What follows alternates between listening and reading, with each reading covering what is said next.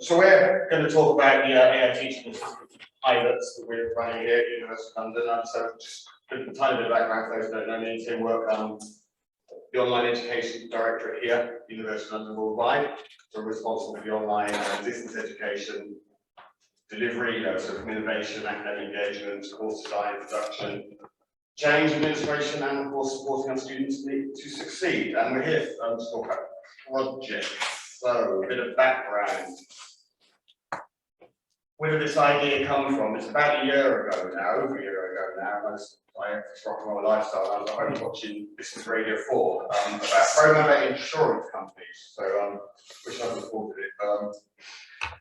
What's interesting, it was interesting, was that it's just a new company starting up, and they were saying their whole delivery of their student support was now done by AI. All of it. Not student support, sorry, user support, which was all done by AI.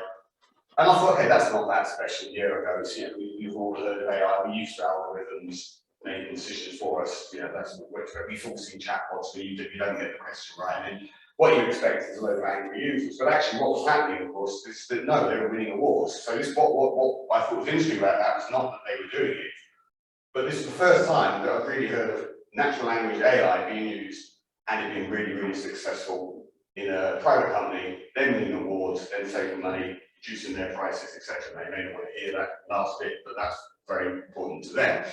So that made me think, okay, so AI has been around, we thought we'd be listening, waiting for it. It maybe is now mature enough. So I just did a bit of research online, a bit of Googling, realised, I thought, if you can do it for that, you can do it for our students. You fill it with lots of information, knowledge, you've got loads of knowledge out there, lots of facts and stuff, fill it with that, get them to talk to it. You've got a tutor. Brilliant.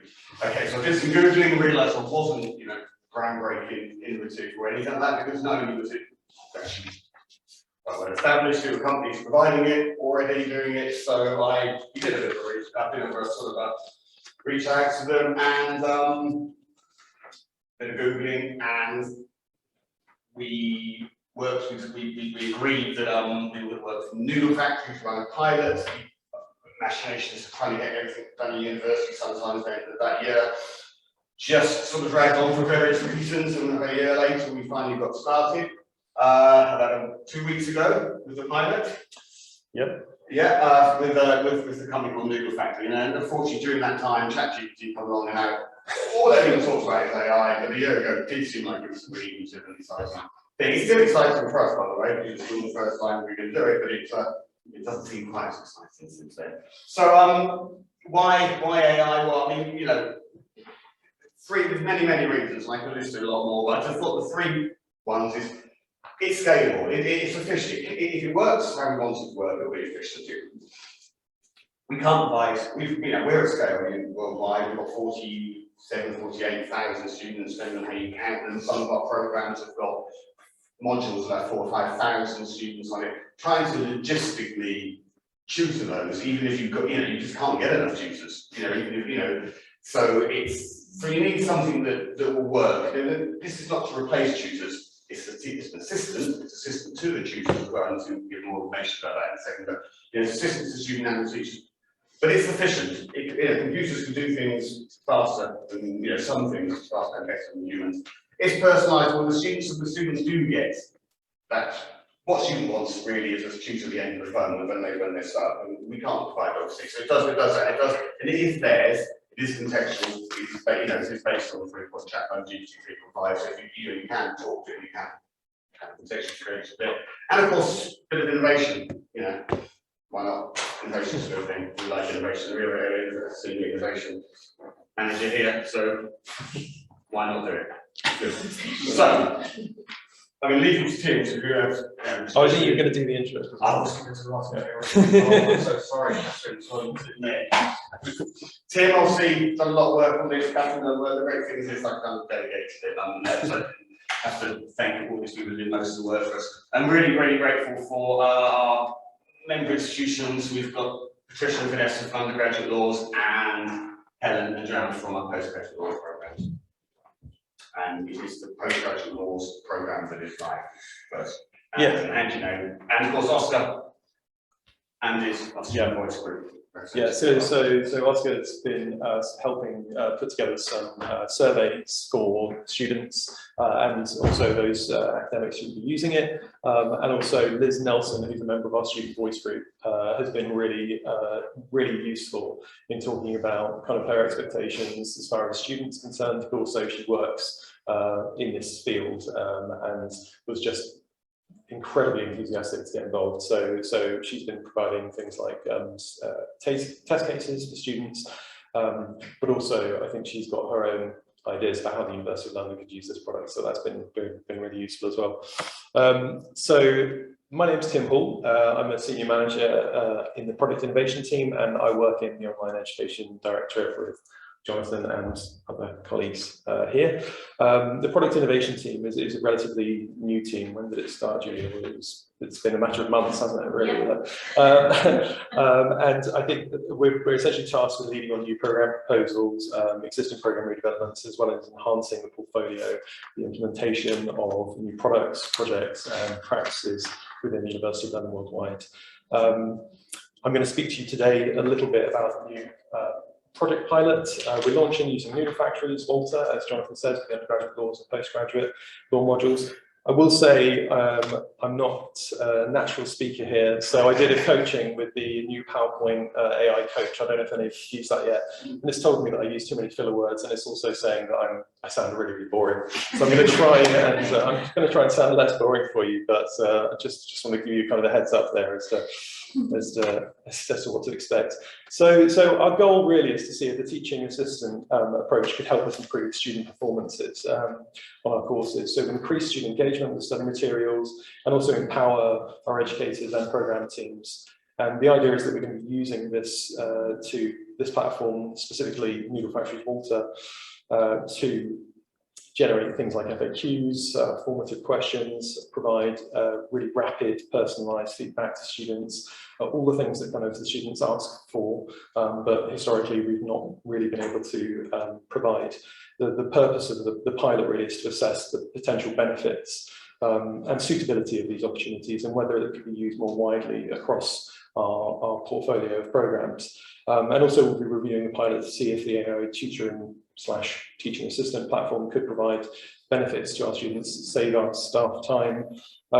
It's all relatively new to us again, so I think the idea behind this really is just for us to understand what it can potentially do in the context of an industry where lots of things are changing quite rapidly. So I think we've kind of gone into this with a fairly agnostic idea of, this might not necessarily be the platform we use, but we feel it's probably going to be something that is used to some degree or another with other distance learning programs. We'll also be assessing staff and student opinion of the product through a series of surveys.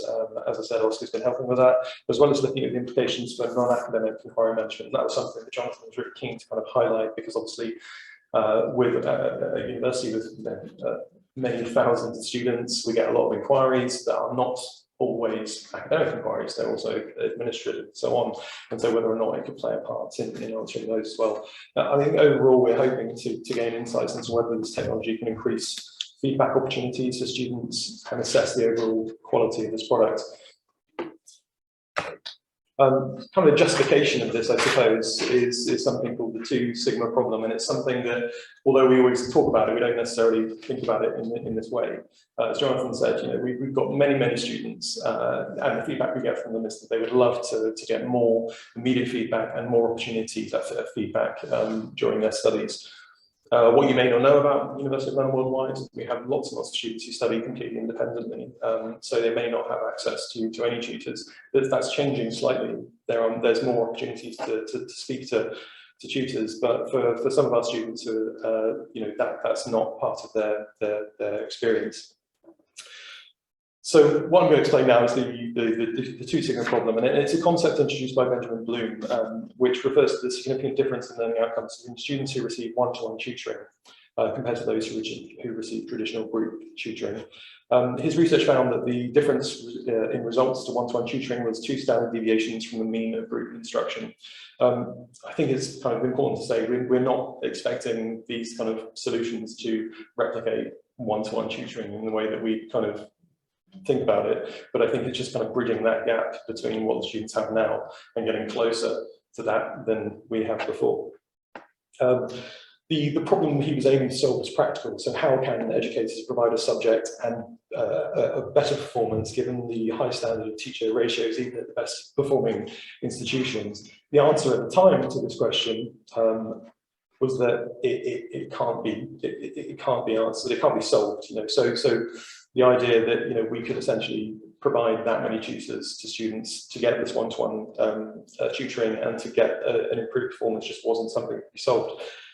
However, with developments happening in the last few years, we may be coming towards a solution that could, again, kind of close that gap a little bit.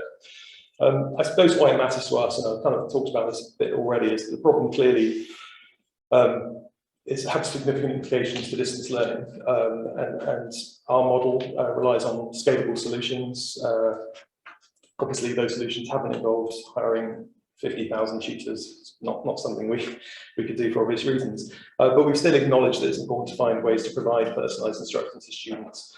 And we know from talking to them either at the student voice group or through surveys, through interviews, and through the student experience survey, that they don't always receive the support that they need, and they'd like to receive more. So whether that's kind of regular touch points to understand their progress or getting rapid clarification on the subject or revision, you have to remember that a lot of our students are working as well and have other things that they need to do in their lives, and so they might say have 2 hours at a particular time and they need to study right there and then. And if there's a question they need to ask, they want a rapid answer because it's important to them that they do that study in those 2 hours. So waiting for someone to respond by email the following day, it's not particularly helpful.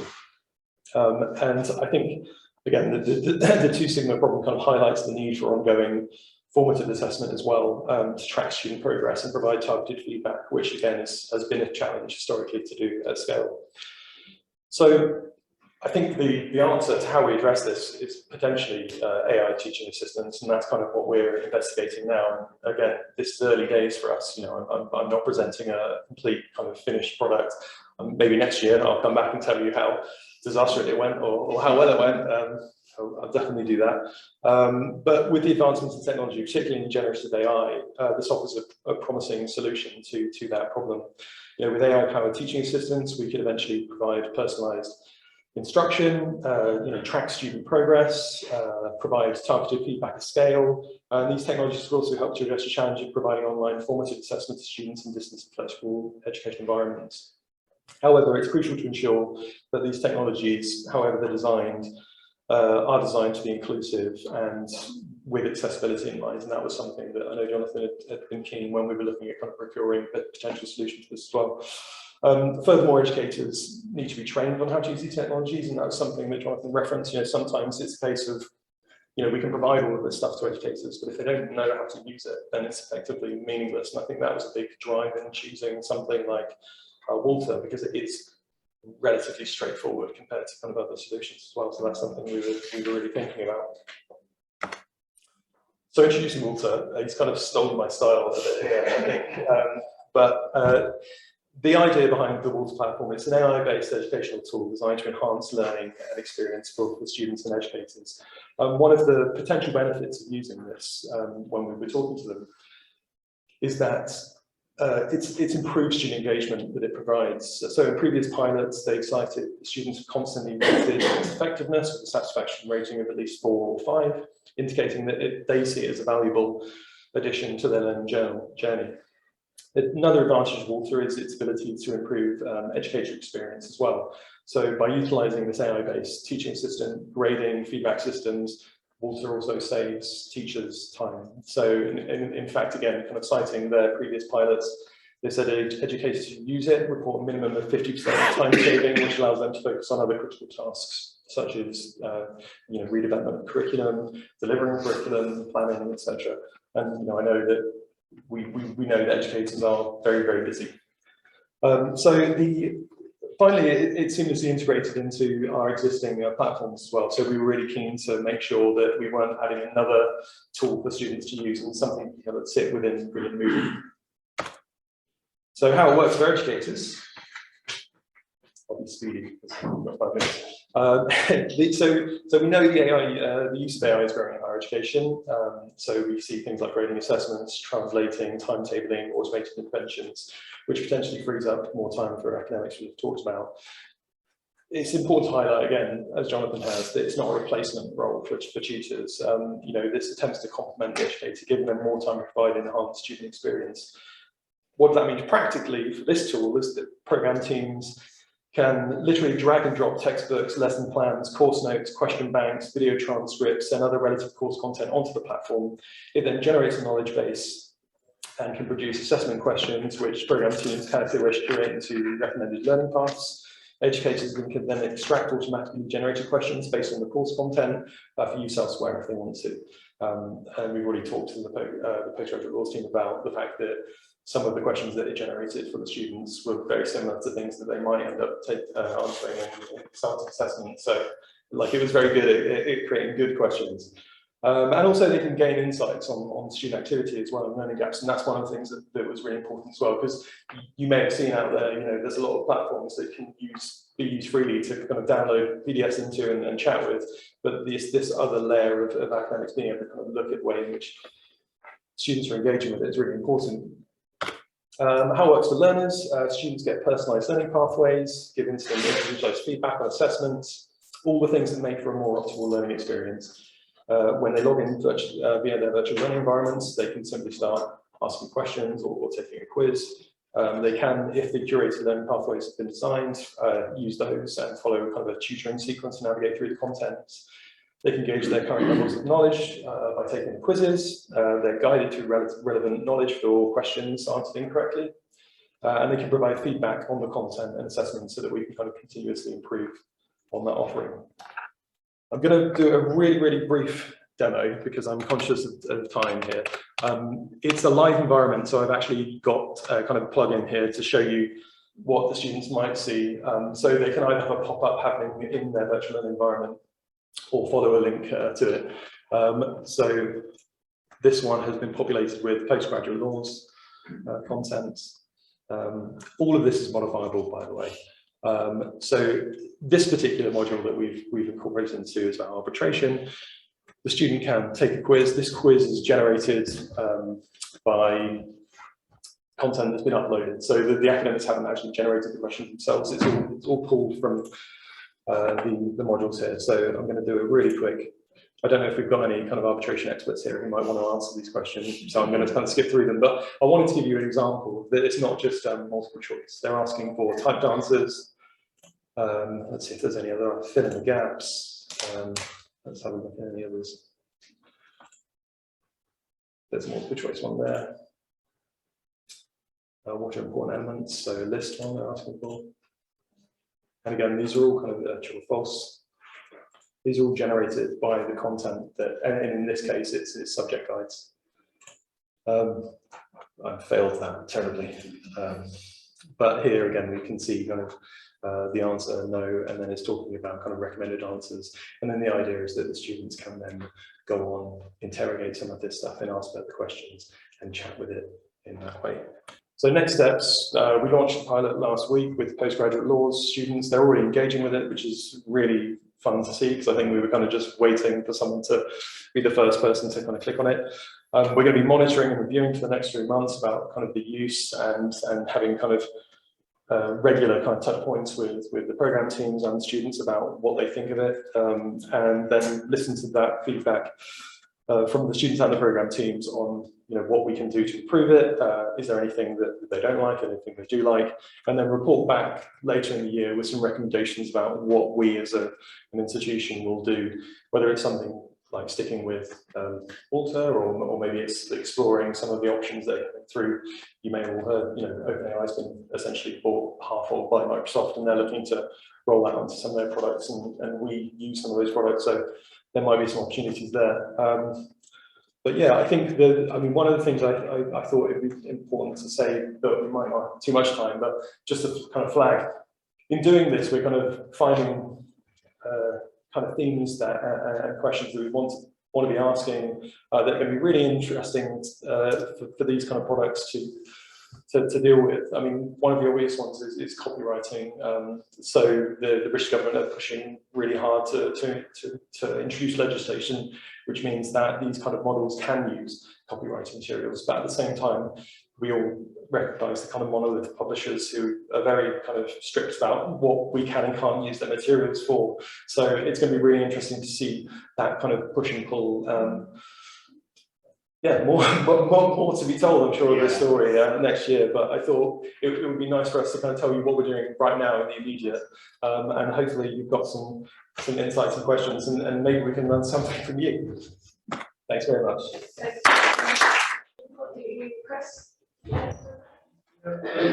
How would it work how are you doing it in a distance learning course in terms of the learning design? Like, is there kind of a prompt where you say, okay, now we want you to go in and do this, or ask about this? Yeah, so essentially, I think what we decided was, rather than try in any way to kind of incorporate into the core material, we've essentially said to the students, look, this is an additional tool that you can use as part of your revision or just kind of understanding subjects. So it's not anywhere within the actual material itself, but it's something that when they click on the module, it's kind of, there's a little kind of section that says, if you want to interact with this thing and engage with it, and sort of just prep them a bit. So there's like a how to use guide and sort of setting some expectations about what it's going to be used for, but very clearly saying, this isn't in any way part of your core content. It's just something that we want to see whether it gets used and how effective it is to the kind of activity you're doing outside of any kind of plans, lectures, etc. So yeah, we've kind of made the decision not to integrate it in that way, but that's not to say, down the line, they read a book and then they have a conversation about that book with something comparable. And can I ask another question about those quiz questions? It generated those quiz questions. Yeah, so that was a result of, I think it was a 54-page subject guide that was uploaded. And again, I think the point of this is that it's really straightforward. So an academic could just say, I've got this subject guide that I've written, or I've written, drag from my desktop onto this thing. It generates the knowledge base, and then you can ask it to generate a quiz based on the content in there. Now, what we've asked them to do is not to trust it entirely and to curate it themselves. But even then, I think their feeling was that it could potentially save time, because rather than writing questions from scratch, if they get given 50 questions and then all they need to do is kind of go through each of those 50 and say, sense check them and just make sure it makes sense. Exactly. Yeah, they can. And also, another key thing is that if they want to, they can add their own questions. So, it's not necessarily relying completely on the material, but also saying, actually, I want to ensure that if anyone is engaging with this, I can also, incorporate my own material and learning prompts and then questions that I think either, it might be that there are certain questions that come out from some assessment that you want them to kind of explore, so you would include those as well, right? So yeah, there's a bit of a mix. Again, it's relatively flexible, which is, yeah, I'm sure John will talk about all of this when you're yeah. There's a question behind here. Let's look from you first, and then we'll continue. Okay, it's just because you were talking about copyright and everything, so and the knowledge base that's created. Presumably, your institution retains your own knowledge base, and that. Yes, it's our copyright and it remains. Yeah. Thanks. I've seen open-ended questions, and is the AI then able to give feedback on the open text input? Yeah, so based on testing, essentially what it's doing is it's looking for a sensible answer. So something that kind of looks somewhat like what the answer is in the textbook, or what it's describing in the textbook. So it doesn't have to be the exact word or the exact sentence, but it's sort of suggesting that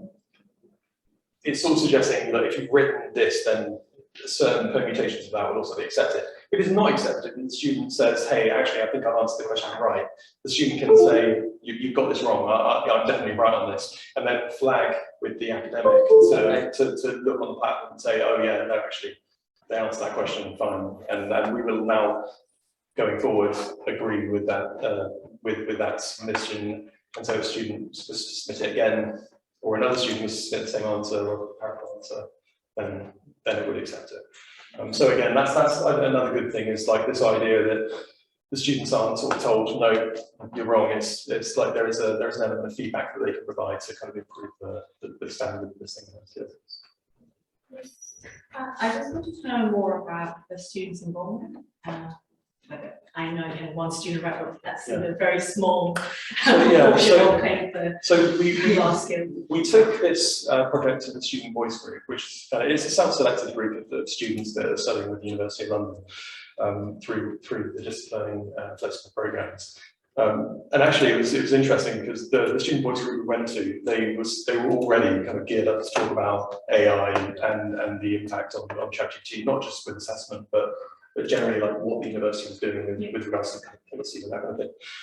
So when we told them about the fact that we were going to be using this pilot, running this pilot, they were all, it was pretty unanimous as far as like, yeah, that would be really great to see it happen. But, we've got questions, which, we dealt with as part of the student voice group. We also, again, had Liz Nelson, who was a big advocate of it anyway, who was on the student voice group and wanted to be more involved in the project.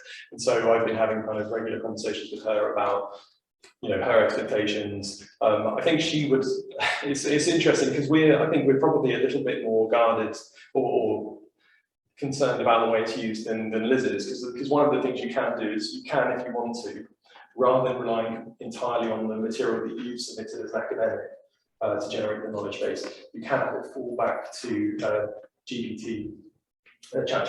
So like if somebody writes something and the knowledge base doesn't know what they're talking about, it can, if we wanted to, use a more kind of open prompt to provide feedback. Both academics in postgraduate laws and undergraduate laws said, not right now. The student were like, yeah, just do it. But I think, that kind of just demonstrates kind of where they are with that. But I think, we're going to be surveying the students. So we did a pre-pilot survey with the students, which we still getting results from about kind of their feeling behind the use of this stuff and what their expectations are with regards to their learning. And then during the process, we'll be doing kind of follow-up surveys to say, has this met your expectations? Is it something that you want us to continue doing? Have you seen any value in it? And again, that's when we've had kind of useful input from Oscar, from Code to kind of produce these kind of surveys, so we make sure we're asking the right questions. Unfortunately, we have to wrap up, otherwise we get told off. Sorry. Thank you so much for the session on policy. If you do have questions, don't please turn on the side. Yeah, I'm happy to do sort of demos and ask questions if people want to kind of email, and keep you updated as well, because in the next few months it's going to be interesting to see kind of how much engagement there is and what they think of it. So yeah, thanks for your time today. Thank you very much.